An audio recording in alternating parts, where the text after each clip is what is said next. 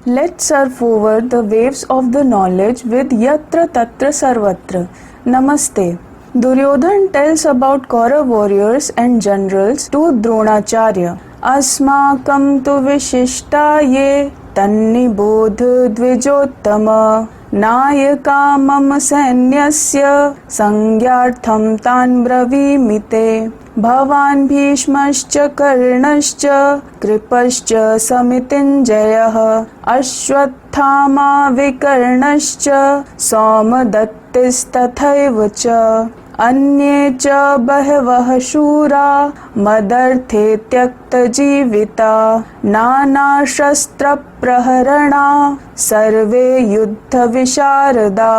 O best of Brahmans, know them also who are the principal warriors of our side, the generals of my army. For your information, I mention them here. Yourself and Bhishma, Karna and Kripacharya, who is ever victorious in battle, and even so Ashwathama, Vikarna and Bhurishrava, the son of Somdatta, and many other heroes equipped with various weapons and missiles, who have staked their lives for me, all skilled in warfare. Let's know about these warriors one by one. Dronacharya was chief commander of the Kaurav army from 11th to 15th day of Mahabharat war. He was killed by chief commander of Pandav army Dhrishtadyumna on 15th day of the war. We have already learned something about Dronacharya in past episodes. Pitama Bhishma is the foremost character of Mahabharat. Story of Bhishma has many turns and twists, but we'll glance at it quickly. One day the king of Hastinapur was taking a walk on the bank of river Ganga. He saw a very beautiful lady there. She was goddess Ganga. The king proposed her. Ganga accepted the proposal on the condition that king would not interfere in her actions and never ask any question. On the day this condition would break, she would leave him. The king agreed, and thus he married goddess Ganga. After some time, Ganga gave birth to a child. Ganga took the child to the bank of the river and drowned him in it. The king was following her, but due to condition could not do anything. In the same manner, Ganga drowned 7 children in the river. King was looking everything but could not ask. Some period elapsed. Ganga gave birth to her 8th child. In the usual manner, she took him to the bank of the river. She was about to drown the child. The king stopped her and begged her not to drown the child. Ganga agreed not to drown the child and also told the king the secrets of drowning her 7 children in the river. She told that these 8 children were Vasu in previous birth. Once upon a time, Prithu etc. these Vasu were wandering in Meru mountains with their wives. There the wife of one Vasu named Dyav saw a beautiful cow Nandini in the hermitage of sage Vashisht. She insisted her husband to take the cow for her. Accepting her wife's wish, Vasudeva along with his buddies stole Nandini cow. Sage Vashisht came to know about it. He got furious over the theft and instantly cursed all the Vasu to take birth as mortal humans. All Vasu begged pardon to Sage Vashisht. Sage said that all of them would be removed from human life immediately after birth, but Dyav would have to live long on the earth because he was the main culprit. Goddess Ganga further said that she would not drown this child, but she would hand him over to the king after completion of his education. As the king breached his words, she would have to leave.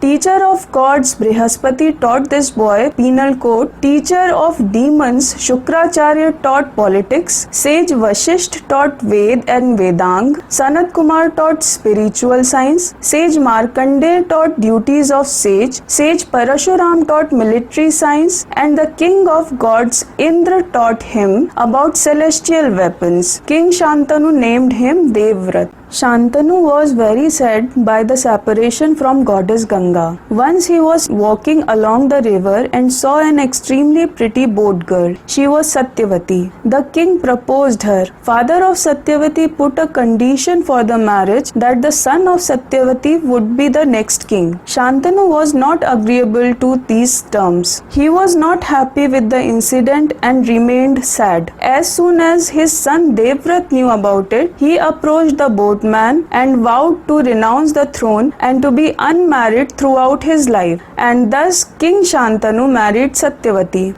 Due to this horrific vow, Devvrat was known as Bhishma. King Shantanu, extremely pleased with his beloved son, and blessed him with the power to live as long as he wished. People of the kingdom had no faith on the capabilities of the son of Satyavati. As such, they protested. Then Bhishma took one more vow to see the image of his father in the future king of Hastinapur and to be faithful and sincere to the king for entire life. Pitama Bhishma was chief commander of Kauravas in the war of Mahabharata. On the 10th day of the war, his grandson Arjun took the human shield Shikhandi and pierced the body of Bhishma with so many arrows. Bhishma renounced his weapon, seeing Shikhandi before him, as he considered Shikhandi as a lady. Bhishma was badly wounded and fell on the ground, but Bhishma did not die due to power bestowed upon him by his father. He was laid on the bed of arrows pierced by his beloved grandson Arjun and observed the entire warfare. He also preached so many words of knowledge to Pandavas and Kauravas both. At last, Bhishma took his last breath by his own wish in Uttarayan when the sun begins its movement away from the Tropic of Capricorn towards the northern hemisphere. Maharathi Karna was chief commander of Kaurav army in Mahabharat war on 16th and half of 17th day. One day sage Durvasa visited the palace of King Kunti Bhoj. He was very pleased with the service rendered by the daughter of king named Kunti and blessed her with a mantra. She could call any of the gods to have child. Kunti was unmarried. She was a bit curious to test the mantra called the sun god. The sun god came and granted her a boon to have a child. Kunti was afraid of the scandal likely to be spread among the people, and so she put the child in a wooden box safely and put it upon the waves of the river. This box travelled a long distance through Chambal, Yamuna, and finally in Ganga river. A charioteer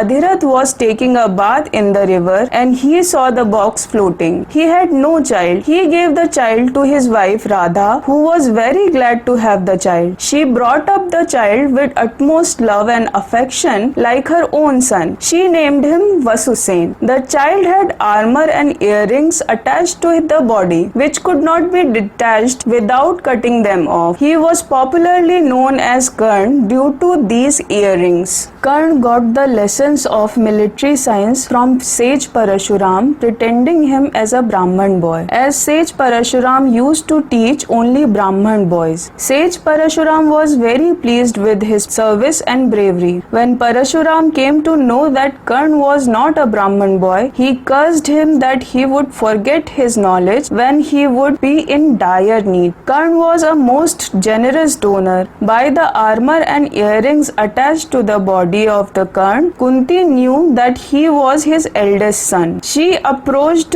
Karna, told everything and begged for the lives of her sons. Karna promised that he would not kill any Pandav except Arjun. The king of gods Indra was worried for the life of his son Arjun, who was born to Kunti on calling him with the mantra. Indra approached Karna in the attire of a Brahman and asked him for his armor and earrings. Karna immediately detached the armor and earrings, chopping them off his body and gave them to Indra. King of gods Indra was about to go, but his carriage stuck down. Because he was a god and gods were bound to bless the humans on their appearance before them. So Indra was helpless, and on Karna's wish, he had to give his Vajra for one-time use to kill anybody. Karna wanted to use this weapon against Arjun, but one day Ghatotkacha fought deadly battle in the war of Mahabharata and killed many soldiers of Kaurav army. He was unstoppable. Duryodhan was shaken badly, and on his pressure, Karna killed Ghatotkacha by the Vajra. At last, Karna was killed by Arjun on 17th day of Mahabharat war when he had no weapon in hand but trying to pull out the wheel of his chariot out of mud.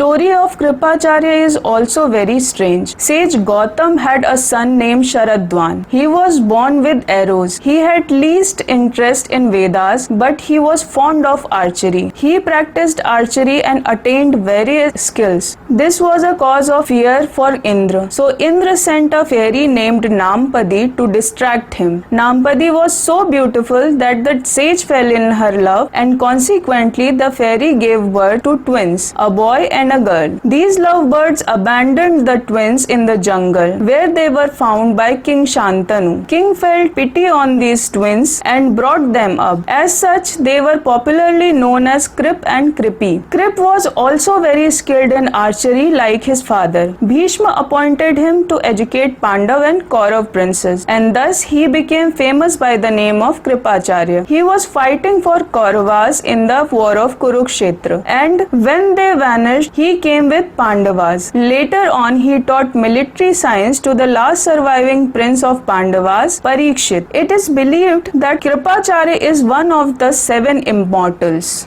Ashwathama was the son of Dronacharya and Kripi. Ashwathama had a gem attached to his forehead by birth. This gem provided him strength and saved him from hunger and thirst. The childhood of Ashwathama was full of misery and poverty. We already knew about it. On the 15th day of the war of Mahabharat, when Dronacharya was killed by deception, Ashwathama lost his temper and he launched Narayan Astra with the intention to eliminate entire Pandav side. Shri Krishna knew that Narayan Astra did not harm the armless person, so he ordered to lay the arms and bow before the celestial weapon. This trick saved the Pandavas, and Narayan Astra returned back, giving no harm to anybody. Some scholars are of the opinion that Narayan Astra vanished one Akshauhini army of the Pandavas. On the 18th day of the war of Mahabharat, Bhim broke the thigh of Duryodhan and wounded him badly. Only 3 persons were survived in Kaurav army: Kripacharya, Ashwathama and Kritvarma.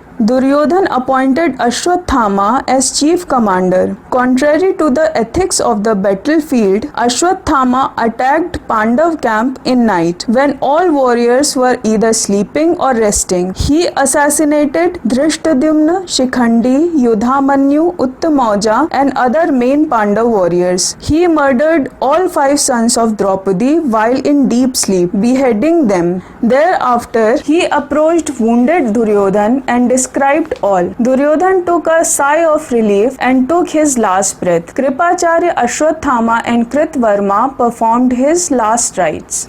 Pandavas and Shri Krishna were not present in the camp on that day. In the morning, when they knew the incident, they became infuriated. They launched a search for Ashwathama and found him in the hermitage of Maharshi Vyas near Bhagirathi river. He decided to launch Brahmastra with the intention to kill Pandavas. Arjun aimed Pashupatastra in reply. These celestial weapons could vanish the entire world. So gods and sages directed both warriors to withdraw their weapons. Arjun withdrew his weapon, but Ashwathama directed Brahmastra toward the womb of Abhimanyu's wife Uttara and killed the fetus inside the womb. Pandavas were in a state of fury and decided to kill Ashwathama. Shri Krishna forbade them to do so. He put life in the dead fetus by sprinkling nectar. Thereafter, Shri Krishna cursed Ashwathama and snatched his gem off his forehead. He cursed that the wound of the forehead of Ashwathama would leak constantly and his wounds would never be healed and pus would drop from his wounds continuously. He would beg for death, but he would live in this state till the last day of the universe.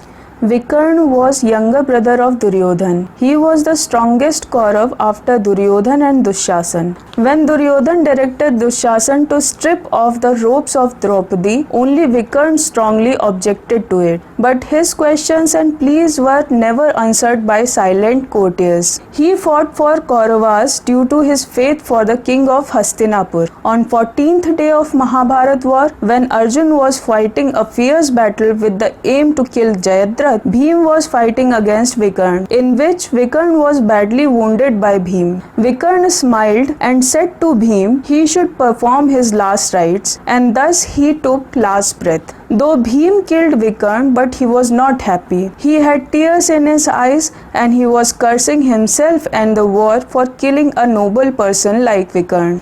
Bhurishrava was the son of Somdatta and grandson of King Bahlik. King Bahlik was elder brother of King Shantanu and king of a small kingdom named Bahli. Once a Swayamvar of the mother of Shri Krishna, Devaki, was organized. There Shini was also present, who was a Yadav warrior and came there for the marriage of Yadav prince Vasudev. A fierce battle was fought between Shini and Somdat, and Shini badly defeated Somdat in that battle. This incident gave rise to enmity between Bahlik and Yadav princes, which grew older and bitter with the passing time. Satyaki was the grandson of this Yadav warrior Shini. On the 14th day of Mahabharat war, when Arjun was fighting a fierce battle, Bhurishrava and Satyaki clashed on another front. They fought relentlessly and at last they were fighting a duel. All of a sudden, Bhurishrava picked the sword and was about to behead Satyaki. Arjun chopped off his hand with an arrow and thus saved Satyaki. Bhurishrava complained to Arjun that he had done wrong act without warning him. Arjun said that when he was inclined to kill unarmed Satyaki, was that right?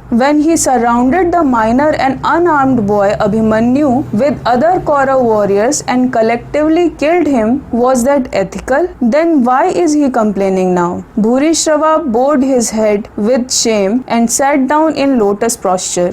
Satyaki immediately attacked and chopped off his head. Now we take some rest. We'll see next story in next episode. Till then, goodbye and please take care of yourself and your family. Thank you.